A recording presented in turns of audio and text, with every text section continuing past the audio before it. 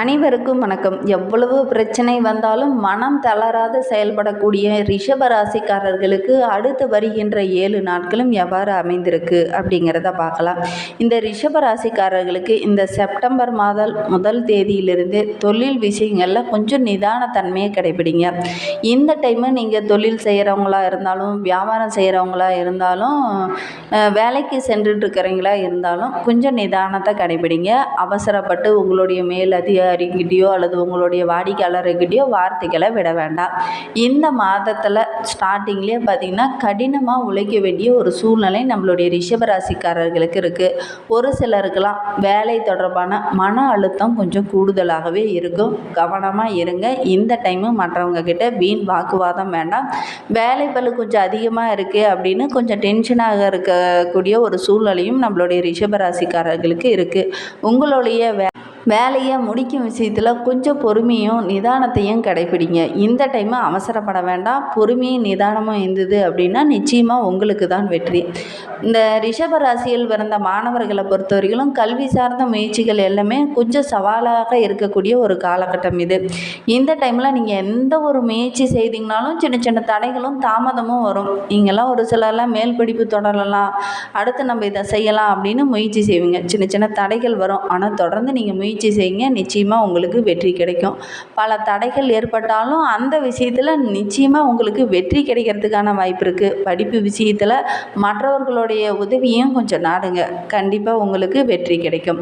அதே மாதிரி குடும்பத்தை நிர்வகிக்கும் பெண்களுக்கு சின்ன சின்ன இடையூறுகளை சந்திக்க வேண்டிய ஒரு சூழ்நிலை இருக்குது. குடும்ப உறுப்பினர்கிட்ட பேசும்போது கவனமான வார்த்தைகளை பேசுங்க. கடுமையான வார்த்தைகள்லாம் கொஞ்சம் அவாய்ட் பண்ணிட்டு இனிமையான வார்த்தைகளை பேசுங்க. குடும்பம் சந்தோஷமாக இருக்கும். அதே மாதிரி நீங்களும் மகிழ்ச்சிகரமாக இருக்கலாம். இந்த டைமு வீண் வாக்குவாதம் வேண்டாம்.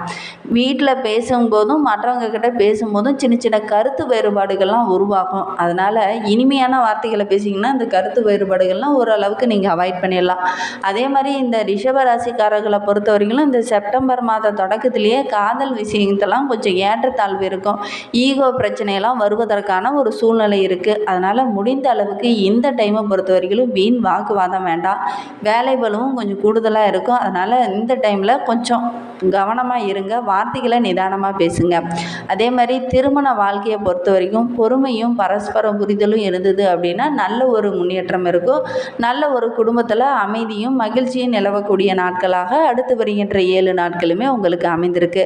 செப்டம்பர் மாதத்தில் பண வரவு உங்களுக்கு சாதகமாக இருக்கும். நல்ல ஒரு முன்னேற்றம் இருக்கும். நிதி நிலைமையில் இதுனா வரைக்கும் போன மாதத்தெல்லாம் பார்த்திங்கன்னா நிதி நிலைமையில் அவ்வளோ பிரச்சனை. ஒரு சிலர்லாம் பார்த்திங்கன்னா நம்மளுடைய கமெண்ட் பாக்ஸில் இருந்தோம், நாங்களாம் ரொம்ப கஷ்டப்பட்டுட்டு இருக்கிறோம், இருக்கிற வேலையிலேயே வேலைக்கு போகலாமா, அந்த வேலையை விட்டுடலாமா அப்படிங்கிற மாதிரி கூட சில பேர்லாம் சொல்லியிருந்தீங்க.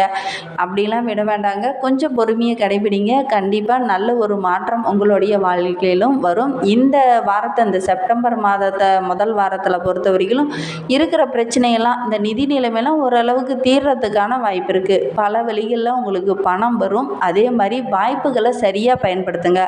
வாய்ப்புகளை சரியாக பயன்படுத்தினீங்க அப்படின்னா நல்ல ஒரு முன்னேற்றம் இருக்கும். உங்களுடைய உடல் ஆரோக்கியத்தில் மட்டும் கொஞ்சம் கவனமாக இருங்க. திடீர்னு ஏதாவது ஒரு உடல் உபாதை வருவதற்கான வாய்ப்பு இருக்குது. வண்டி வாகனங்களில் செல்லும் போதும் ரொம்ப நிதானமாக போங்க. அவசரமாக போக வேண்டாம். எங்கேயாவது வெளியில் போகிற மாதிரி இருந்ததுன்னா ஒரு 10 நிமிஷத்துக்கு முன்னாடியே கிளம்பி போங்க. பொறுமையாக கடைபிடிங்க. பொறுமையாக கடைபிடித்திங்கன்னா கொஞ்சம் அந்த பிரச்சனைகளை கொஞ்சம் அவாய்ட் பண்ணலாம். மன அமைதிக்காக யோகா, தியானம் போன்ற பயிற்சியெல்லாம் ஈடுபடுங்க. இந்த டைமில் நீங்கள் வீண் வாக்குவாதம் வேண்டாம். கோபத்தை பாராட்ட வேண்டாம். இந்த டைமு கோபத்தை குறைச்சிக்கோங்க. கொஞ்சம் கவனமாக இருக்க வேண்டிய காலகட்டம். இந்த டைமில் மற்றவங்க கிட்ட வீண் வாக்குவாதங்களையும் கொஞ்சம் தவிருங்க. இந்த ரிஷப ராசியில் பிறந்த 3 நட்சத்திரக்காரர்களுக்கும் அடுத்து வருகின்ற 7 நாட்களும் எவ்வாறு அமைந்திருக்கு அப்படிங்கிறத பார்க்கலாமாங்க. நம்ம சேனலை பார்க்குறதா இருந்தால் நம்ம சேனலை சப்ஸ்கிரைப் பண்ணிவிட்டு கூடவே இருக்கிற பெல் ஐக்கானையும் கிளிக் பண்ணிக்கோங்க. அப்போ தான் நாங்கள் போடுற ஒவ்வொரு வீடியோவுமே உங்களுக்கு நோட்டிஃபிகேஷனாக வரும். நீங்கள் ரிஷபராசிக்காரங்களாக இருந்தால் மறக்காமல் நம்மளுடைய சேனலுக்கு ஒரு லைக் கொடுத்துட்டு ஃப்ரெண்ட்ஸ் யாராவது ரிஷப ராசியில் இருந்தாங்கன்னா அவங்களுக்கும் மறக்காமல் இந்த வீடியோவை ஷேர் பண்ணி விடுங்க. அதே மாதிரி உங்களுக்கு விநாயகர் பெருமானை ரொம்ப பிடிக்கும் அப்படின்னா ஓம் கம் கணபதியே நமக அப்படிங்கிற மந்திரத்தை மறக்காமல் 3 டைம் எங்களுடைய கமெண்ட் பாக்ஸில் தெரிவிங்க. அப்படி தெரிவிக்கும் போது நீண்ட நாளாக வேண்டுதலாக ஒரு விஷயம் மனதுக்குள்ளேயே வைத்துட்டு இருப்பீங்க இல்லையா, நிறைவேறவே இல்லையே அப்படின்னு நினச்சி அந்த ஒரு விஷயம் கூடிய விரைவில் நடைபெறணும் அப்படின்னு நினச்சிட்டு வேண்டிக்கிட்டு இப்படி செய்து பாருங்கள். நிச்சயமாக நடைபெறுவதற்கான வாய்ப்பு இருக்குது. நம்பிக்கையோடு செய்யுங்க. நம்பிக்கையோடு செய்கிற ஒவ்வொரு விஷயத்துக்கும் ஒரு நல்ல பலன் கிடைக்கும். நீங்களும் நம்பிக்கையோடு வேண்டிக்கிட்டு இப்படி செய்து பாருங்கள். நிச்சயமாக நடைபெறுவதற்கான வாய்ப்பு இருக்குது. சரி, நம்மளுடைய ரிஷபராசியில் பிறந்த 3 நட்சத்திரக்காரர்களுக்கும் அடுத்து வருகின்ற 7 நாட்களும் எவ்வாறு அமைந்திருக்கு அப்படிங்கிறத பார்க்கலாமாங்க. கார்த்திகை 2, 3, 4 பாதங்களில் பிறந்தவர்களுக்கு தனித்துவமாக திகழும் உங்களுக்கு இந்த வருகின்ற 7 நாட்களும் ஒரு யோகமான நாட்கள் அப்படின்னே சொல்லலாம். ஏன்னா சூரியனால் கொஞ்சம் பொறுப்பு கூடக்கூடிய நாட்களாக இருக்குது. வேலை பளு சற்று அதிகமாகவே இருக்கும். பணிபுரியும் இடத்துலையும் சின்ன சின்ன இடையூறுகள் ஏற்படுவதற்கான ஒரு சூழ்நிலை இருக்குது. உங்களுடைய மேல் அதிகாரிகிட்ட பேசும்போது கொஞ்சம் அனுசரித்து பேசுகிறது ரொம்பவும் நல்லது. அரசியல்வாதிகளுக்கு நன்மை நிறைந்த நாட்களாக அடுத்து வருகின்ற 7 நாட்களுமே உங்களுக்கு அமைந்திருக்கு. சுக்கிரனால் பண வரவு ஓரளவுக்கு திருப்திகரமாக இருக்கும். உறவினர்கள் வருகையாலும் வீட்டில் ரொம்ப மகிழ்ச்சிகரமான ஒரு சூழ்நிலை இருக்குது. வேலையில் இருந்த அந்த சின்ன சின்ன நெருக்கடியெல்லாம் விலக்கி நல்ல ஒரு முன்னேற்றம் கிடைக்கும்.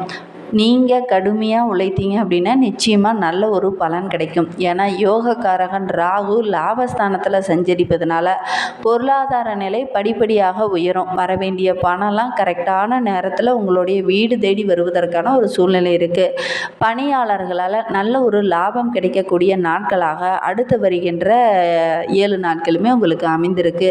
பிற மொழி பேசுபவர்கள் அல்லது பிற இனத்தவர்களால் கண்டிப்பாக நீங்கள் செய்கிற முயற்சிகள் உங்களுக்கு சாதகமான பலனை பெற்றுத்தரும். முடங்கிக்கிட்டு இருந்த உங்களுடைய தொழிலில் கூட நல்ல ஒரு முன்னேற்றத்தை நீங்கள் எதிர்பார்க்கலாம். குருவால் நீண்ட காலமெல்லாம் எதிர்பார்த்த ஒரு இடமாற்றம், பதிவு உயர்வு இதெல்லாம் கிடைக்கும். திருமண வயதில் இருக்கிற ஆண் பெண் இருபாலருக்குமே நல்ல ஒரு வரன் கிடைக்கக்கூடிய ஒரு சூழ்நிலையும் இருக்குது.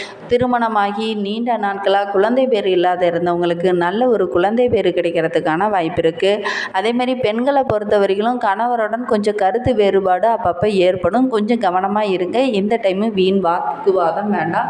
கடுமையான வார்த்தைகளையும் நீங்கள் பயன்படுத்த வேண்டாம். மேலும் உங்களுடைய வாழ்க்கை இன்னும் சிறப்பாக அமையறதுக்கு நீங்கள் மகாலட்சுமி தாயாரை தொடர்ந்து வழிபட்டுட்டு வாங்க. உங்களுடைய வாழ்க்கையில் உள்ள பிரச்சனைகளும் கஷ்டங்களும் படிப்படியாக குறையும். ரோகிணி நட்சத்திரத்தில் பிறந்தவர்களுக்கு தெளிவான சிந்தனையுடன் திகழும் உங்களுக்கு வருகின்ற 7 நாட்களும் உங்களுடைய ராசியில் குரு மங்கள யோகம் நடைபெறப் போகுது. அதனால் நீங்கள் நினைத்தபடி செய்து முடிப்பீங்க. சமுதாயத்தில் உங்களுடைய அந்தஸ்து படிப்படியாக உயரும். ஒரு சிலருக்கெல்லாம் பார்த்தீங்கன்னா பதவி உயர்வு, ஊதிய உயர்வு இதெல்லாம் இந்த வாரத்தில் கிடைக்கிறதுக்கான ஒரு சூழ்நிலை இருக்குது. குருவாலையும் பணியிடத்தில் ஏதாவது இடமாற்றமோ பதவி உயர்வோ கிடைக்கிறதுக்கான வாய்ப்பு இருக்குது. ஒரு சிலர்லாம் வெளிநாடு செல்லலாம் அப்படின்னு முயற்சி செய்துட்ருப்பீங்க. ஆனால் வெளிநாடு செல்வதற்கான ஒரு சூழ்நிலை உங்களுக்கு அமையாமலே இருந்திருக்கலாம். ஆனால் இந்த வாரத்தில் நீங்கள் முயற்சி செய்யுங்க. வெளிநாடு செல்வதற்கான யோகம்லாம் இந்த ரிஷபராசியில் ரோகிணி நட்சத்திரத்தில் பிறந்தவர்களுக்கு அமையும். அதே மாதிரி பெண்களை பொறுத்த வரைக்கும் வேலையில் கொஞ்சம் நெருக்கடி அதிகமாக இருக்கும். வாழ்க்கை துணையோட ஆதரவு உங்களுக்கு பரிபூரணமாக கிடைக்கும். ஒரு சிலருக்கெல்லாம் இந்த டைமு புதிய வாகனம் வாங்குவதற்கான ஒரு யோகம் இருக்குது. உங்களுடைய மனதை புரிந்துக்காமல் சிலர்லாம் உங்களை புண்படுத்துவதற்கான ஒரு சூழ்நிலையும் இருக்குது. கவனமாக இருங்க. இந்த டைம் வீண் வாக்குவாதம் வேண்டாம். உங்களுக்கு அதிர்ஷ்டமான நாள் அப்படின்னு பார்த்தீங்கன்னா செப்டம்பர் 2, 6 ஆகிய நாட்கள்லாம் உங்களுக்கு அதிர்ஷ்டமான நாட்களாக அமைந்திருக்கு. மேலும் உங்களுடைய வாழ்க்கை இன்னும் சிறப்பாக அமைகிறதுக்கு உங்களுடைய குலதெய்வத்தை வழிபட்டுட்டு வாங்க. உங்களுடைய வாழ்க்கை நல்ல ஒரு முன்னேற்றமான பாதையில் வரும்.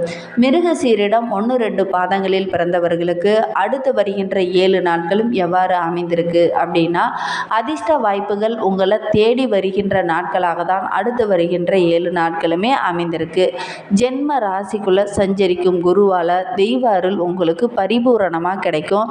சொத்து சார்ந்த சம்மந்தமான பிரச்சனைகள் அப்பப்போ வரும், கவனமாக இருங்க. அதே மாதிரி தம்பதிகளுக்குள்ளேயும் ஒரு சின்ன சின்ன வாக்குவாதம் பெரிய வாக்குவாதமாக முடிகிறதுக்கான வாய்ப்பு இருக்குது. இந்த டைமில் கொஞ்சம் கவனமாக செயல்படுங்க. அரசியல்வாதிகளை பொறுத்த வரைக்கும் உங்களுடைய நிலை படிப்படியாக உயரும். அதே மாதிரி கலைத்துறையை சார்ந்தவர்களுக்கு புதிய ஒப்பந்தங்கள்லாம் கிடைக்கிறதுக்கான ஒரு சூழ்நிலை இருக்குது. விவசாயிகளை பொறுத்த வரைக்கும் கொஞ்சம் நெருக்கடியான ஒரு சூழ்நிலை இருக்கும். அதே மாதிரி செலவுகளில் கொஞ்சம் சிக்கனத்தை கடைப்பிடிங்க. மாணவர்களை பொறுத்தவரையிலும் கொஞ்சம் படிப்பில் ஆர்வம் குறைந்த மாதிரி செயல்படுவீங்க. கவனமாக படிங்க. அதே மாதிரி உங்களுடைய ஆசிரியர்கிட்டையும் உங்களுடைய பெற்றோர்கிட்டையும் ஆலோசனை கேட்டு அதன் பிரகாரம் படிக்கிறதுனால நல்ல ஒரு மதிப்பெண் உங்களால் பெற முடியும். உங்களுக்கு அதிர்ஷ்டமான நாள் அப்படின்னு பார்த்தீங்கன்னா செப்டம்பர் 6.